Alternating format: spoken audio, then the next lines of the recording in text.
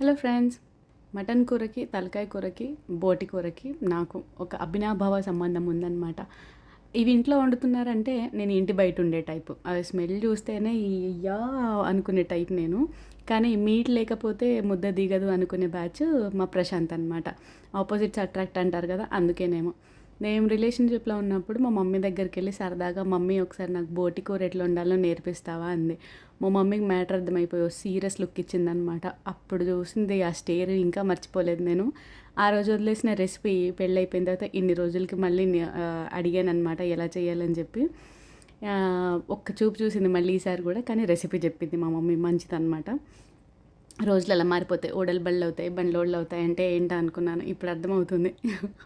కానీ మటన్ వండడానికి ఇంత టైం పడుతుందని చెప్పేసి నాకు ఫస్ట్ టైం అర్థమైంది ఫ్రెండ్స్. నేను కుక్కర్ పెట్టేసి విసిల్ పెట్టిన తర్వాత చాలాసేపటికి అమ్మో నేను సరిగ్గా అవ్వదేమో, చాలా ఇక్కడ కాస్ట్లీ మటన్, మంచిది క్వాలిటీ దొరకాలంటే పాడు చేసేస్తాను అనుకున్నాను. కానీ బాగానే వచ్చింది లాస్ట్కి.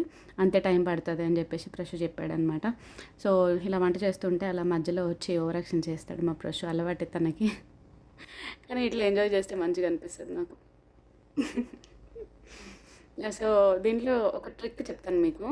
మటన్ కర్రీలో కొబ్బరి పొడి వేయడం మర్చిపోకండి. అసలు అది వేసిన తర్వాత కూర టెక్స్చర్ అంతా మారిపోయింది. అసలు అప్పటివరకు వాటర్ వాటరే ఉండి ఒక్కసారి దగ్గర పడి భలే బాగా వచ్చిందనమాట.